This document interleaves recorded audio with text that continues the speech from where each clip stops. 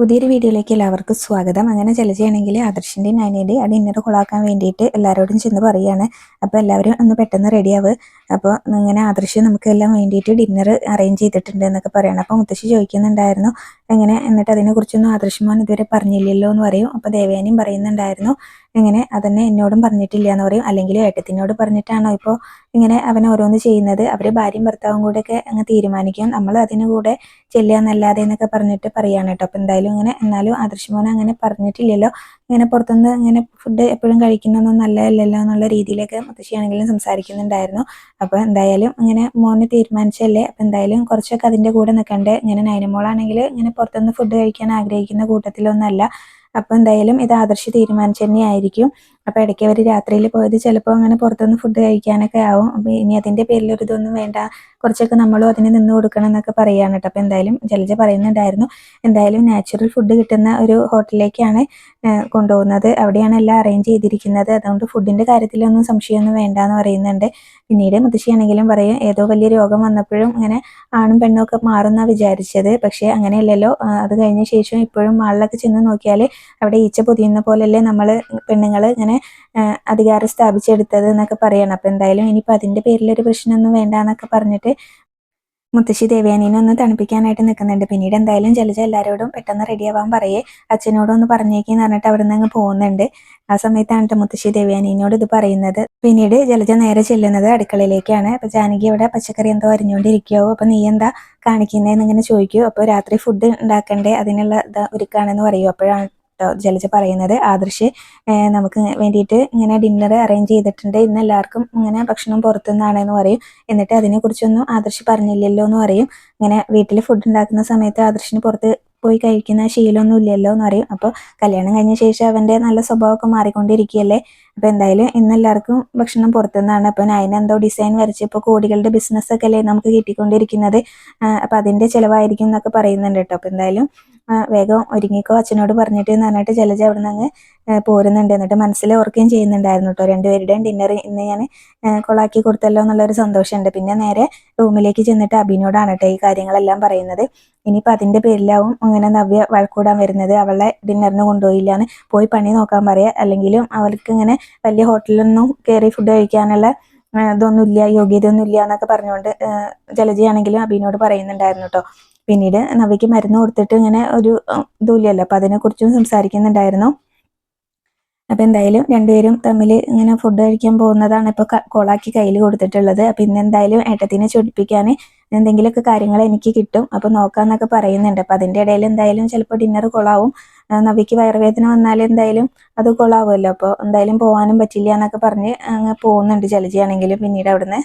പിന്നീട് നവ്യാണെങ്കിലും ഇങ്ങനെ മനസ്സിൽ വിചാരിക്കുന്നുണ്ടായിരുന്നു ഇനിയിപ്പോൾ നവ്യ എങ്ങാനും എന്നെ ഒറ്റപ്പെടുത്തിയിട്ട് എല്ലാ കാര്യങ്ങളും തുറന്നു പറയുമോ എന്നൊക്കെ ഇങ്ങനെ ഓർത്ത് ടെൻഷൻ അടിച്ചിരിക്കുകയാണ്.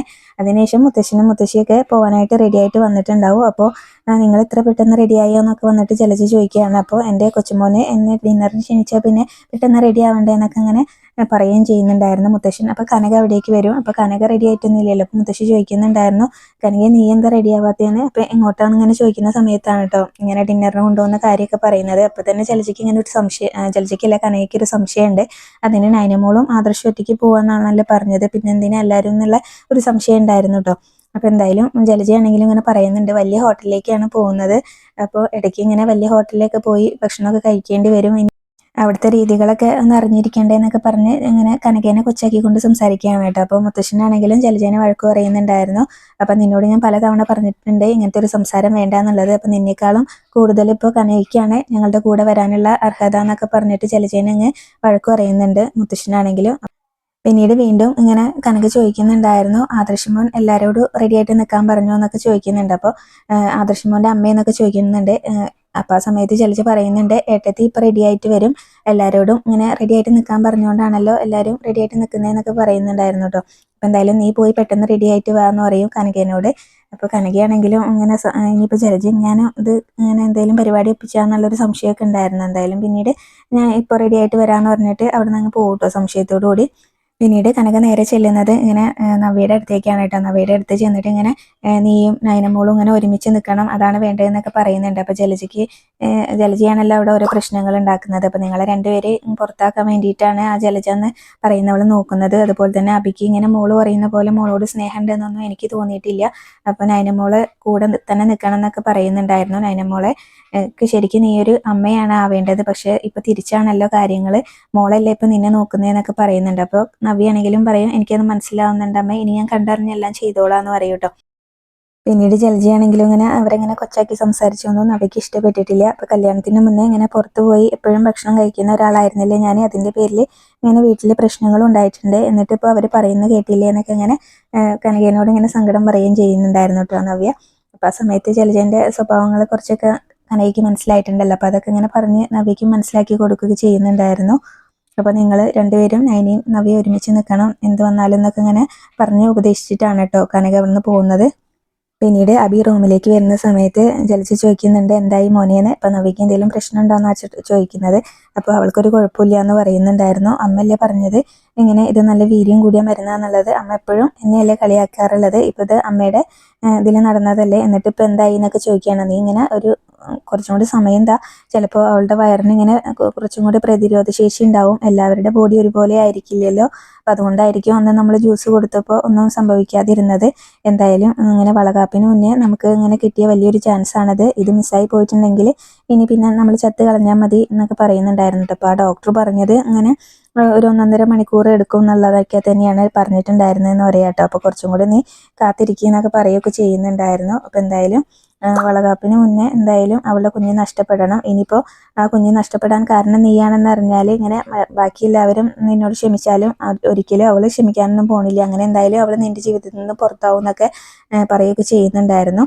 പിന്നീട് നവ്യയുടെ അടുത്തേക്ക് വന്നിട്ട് അബിയാണെങ്കിലും ഇങ്ങനെ ചോദിക്കുകയാണ് കേട്ടോ. അപ്പോൾ ഡിന്നറിന് പോകുന്ന കാര്യങ്ങളൊക്കെയാണ് ചോദിക്കുന്നത്. അപ്പോൾ നിന്റെ ഏട്ടൻ വിളിച്ച ഡിന്നറിന് നമ്മൾ പോകണോ, അപ്പോൾ അതിൻ്റെ ആവശ്യമുണ്ടോ എന്നൊക്കെ ചോദിക്കുകയാണ്. അപ്പോൾ അബി പറയുന്നുണ്ടായിരുന്നു എനിക്ക് എന്തായാലും പോയേ പറ്റുള്ളൂ എന്ന്. പിന്നീട് നവിക്കൊരു പ്രശ്നമൊന്നുമില്ലല്ലോ, അപ്പോൾ അതിനെക്കുറിച്ചും ചോദിക്കുന്നുണ്ടായിരുന്നു. എന്താ നിനക്ക് എന്തെങ്കിലും അസ്വസ്ഥത ഉണ്ടായിട്ടാണോ, വയറിന് എന്തെങ്കിലും കുഴപ്പമുണ്ടോ എന്ന് ചോദിക്കും. അപ്പോൾ നവ്യ ദേഷ്യപ്പെട്ടുകൊണ്ട് പറയും കേട്ടോ എനിക്കൊരു കുഴപ്പമില്ല എന്നൊക്കെ പറയുകയൊക്കെ ചെയ്യുന്നുണ്ടായിരുന്നു. അപ്പോൾ എന്തായാലും എനിക്ക് പോയേ പറ്റുള്ളൂ, നീ വേഗം ഇങ്ങനെ വാശി പിടിക്കാതെ റെഡി ആയിട്ട് വരാൻ നോക്ക്, അദൃശ്യമായിട്ട് ഇപ്പോൾ വരും എന്നൊക്കെ പറഞ്ഞിട്ട് അബി അവിടെ നിന്ന് എണീറ്റ് പോകാനുണ്ടോ. എന്നിട്ട് കുറച്ചങ്ങ് പോയിട്ട് തിരിഞ്ഞ് നിന്നിട്ട് നവ്യനെ തന്നെ നോക്കിയിട്ട് പറയുന്നുണ്ടായിരുന്നു ഇത് എന്തൊരു ജന്മമാണോ എന്തോന്ന് ഇങ്ങനെ പറയുകയും ചെയ്യുന്നുണ്ടായിരുന്നു കേട്ടോ. ഇങ്ങനെ മരുന്ന് കൊടുത്തിട്ട് ഒരു കൂസലില്ലാതെയാണല്ലോ ഇരിക്കുന്നത്. അപ്പോൾ അതിനെക്കുറിച്ച് ഇങ്ങനെ ചിന്തിച്ചിട്ടാണ് അബി അങ്ങനെ മനസ്സിൽ പറയുകയും ചെയ്യുന്നത്. പിന്നീട് നയനിയാണെങ്കിലും ഇങ്ങനെ പോകാൻ വേണ്ടിയിട്ട് റെഡി ആയിക്കൊണ്ടിരിക്കുകയാണ്. അപ്പോൾ അങ്ങനെ ഞാൻ എവിടേക്കാണ് പോകണമെന്ന് ചോദിച്ചാൽ ഇപ്പോൾ എന്താ പറയുക, ആദർശേട്ടൻ്റെ കൂടെ ഡിന്നർ കഴിക്കാൻ പോവാന്ന് പറഞ്ഞാൽ ഇവിടെ ഇപ്പം മറ്റു പലർക്കും ഒരു വലിയ വിഷമാവും എന്നൊക്കെ ഇങ്ങനെ പറയണം. എന്തായാലും ഇപ്പോൾ ആദർശേട്ടൻ പറഞ്ഞ പോലെ ചെയ്യാം. ഇനിയിപ്പോൾ ഏത് ഹോട്ടലിലേക്കാണ് അവ പോകുന്നത്, ഇനിയിപ്പോൾ തട്ടുകടയായാലും കുഴപ്പമൊന്നുമില്ല, ഇങ്ങനെ ഭർത്താവിൻ്റെ കൂടെ ഒരുമിച്ചിരുന്ന് ഭക്ഷണം കഴിക്കുന്നത് ഇങ്ങനെ പെൺകുട്ടികൾക്ക് ഇഷ്ടമാണല്ലോ. ഇനി അന്നൊക്കെ അങ്ങനെ ഓർക്കുന്നുണ്ട്, ഇത് ആദർശേട്ടന് വലിയൊരു മാറ്റം തന്നെയാണല്ലോ എന്നൊക്കെ ഇങ്ങനെ ഓർക്കുന്നുണ്ട്. പിന്നീട് അന്ന് അമ്പലത്തിൽ വെച്ചിട്ട് ഇങ്ങനെ നയനേനെ എടുത്തുകൊണ്ട് പ്രദക്ഷിണം വെച്ചതും ഒക്കെ തന്നെ ഓർക്കുകയാണ് കേട്ടോ. പിന്നീട് നയന മനസ്സിൽ വിചാരിക്കുന്നുണ്ടായിരുന്നു ഇനിയിപ്പോൾ ആദർശേട്ടൻ്റെ ഫ്രണ്ട്സോ ഒക്കെ ഉണ്ടെങ്കിൽ ഇങ്ങനെ ഞാൻ കാരണം ആദർശേട്ടന് ഒരു ബുദ്ധിമുട്ടും ഉണ്ടാവരുത്. എന്തായാലും ഈ ഒരു മാറ്റം ഇങ്ങനെ ആദർശേട്ടൻ്റെ മാറ്റം ഒരു വലിയ തന്നെയാണ്. മുത്തശ്ശനും മുത്തശ്ശിയും പറഞ്ഞ പോലെ എല്ലാം സഹിച്ച് കൂടെ നിന്നാൽ ഇങ്ങനെ ആദർശേട്ടൻ ഇങ്ങനെ എന്നെ സ്നേഹിക്കാതിരിക്കില്ല, ഈ താലിയുടെ ശക്തി എന്തായാലും ആദർശേട്ടൻ തിരിച്ചറിയുന്നൊക്കെ നയന ഇങ്ങനെ മനസ്സിലോർക്കുകയും ചെയ്യുന്നുണ്ട്. അവിടെയാണ് ഇന്നത്തെ എപ്പിസോഡ് അവസാനിച്ചിട്ടുള്ളത്.